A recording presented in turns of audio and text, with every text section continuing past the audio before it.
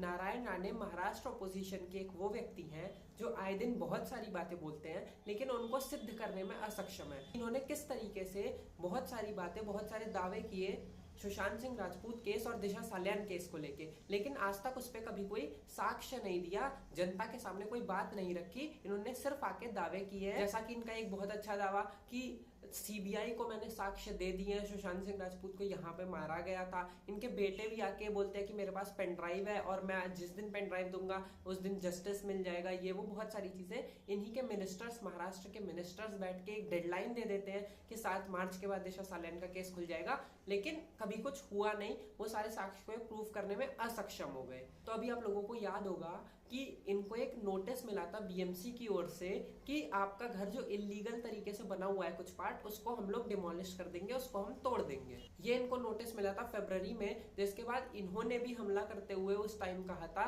कि जो उद्धव ठाकरे का रेसिडेंस है वो भी इलीगल तरीके से बना हुआ है और उसको पे भी कार्रवाई होनी चाहिए। और मैंने खुद ईडी को, इन्फोर्समेंट डायरेक्टरेट को जाके सबूत दे दिए उनकी प्रॉपर्टी और ये सब के लिए।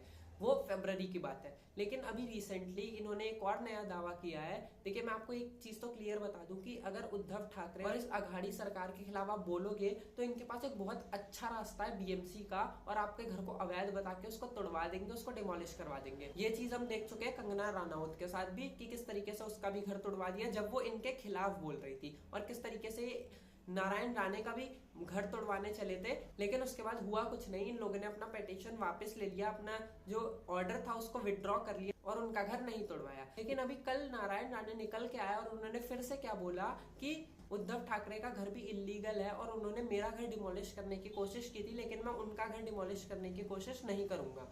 इन्होंने यहां तक कह दिया कि अगर बाला साहेब ठाकरे जिंदा होते तो वो कभी उद्धव ठाकरे को चीफ मिनिस्टर नहीं बनाते। अब मुझे इनका ये बयान कुछ समझ में नहीं आया कि इनका घर इलीगल है और मैं इसको डिमोलिश करने के लिए कोई मेहनत नहीं करूंगा, कोशिश नहीं करूंगा।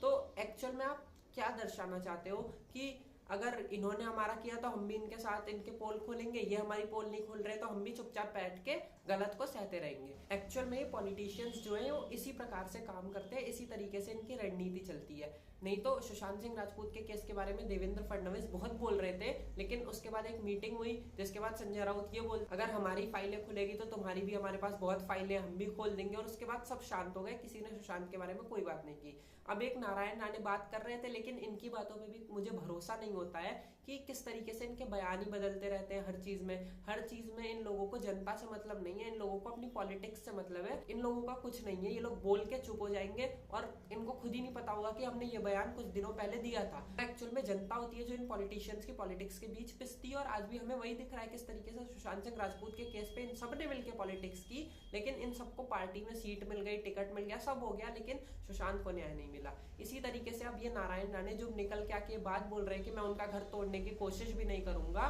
तो आप क्या दर्शाना चाहते हो कि मुझे सब सच पता है? और एक्चुअल में इनको पता होगा, ये यूनियन मिनिस्टर है, इनके पास साक्ष्य होंगे एमवीए के खिलाफ बहुत सारे, लेकिन ये आज तक दे नहीं पाए। इन्होंने सिर्फ सुशांत और दिशा के केस को लेकर बात की है, एमवीए के खिलाफ ये बहुत कम बोले हैं। तो ये जो इन पॉलिटिशियंस का घटिया चरित्र है कि आप हमारे बारे में मत बताओ, हम आपके बारे में नहीं बताएंगे, ये चीज खत्म होनी चाहिए, क्योंकि इस चीज में एक्चुअल में नुकसान होता है देश की जनता का। अगर आपको पता है कुछ तो आप आके साक्ष्यों के साथ बताओ, और अगर आपको पता है लेकिन आप बताना नहीं चाहते साक्ष्यों के साथ, तो आप चुप बैठो, कोई आवश्यकता नहीं है आप जैसे लोगों की कि आप आओ और आधी अधूरी बात बताओ, कुछ महीनों बाद उसको भूल जाओ और जनता मूर्खों की तरह उस पर सवाल करती रहे आपसे, आपका कोई जवाब ना है। तो ये चीज बंद होनी चाहिए। अगर आपके पास एक्चुअल में साक्ष्य है कि उनका घर इलीगल है या गलत चीजों का कोई साक्ष्य है, तो आप वो जाके पब्लिक में दीजिए। और अगर आप नहीं दे सकते तो कोई आवश्यकता नहीं है इस तरीके की बयानबाजी करने का जिसका कोई वैल्यू नहीं है, क्योंकि वैल्यू उसी चीज की होती है जिसका साक्ष्य होता है। इन्होंने बहुत सारी बातें की, कितना इफेक्ट पड़ा हम सबने देख लिया। सुशांत केस में क्या हो रहा है, सीबीआई चुप है।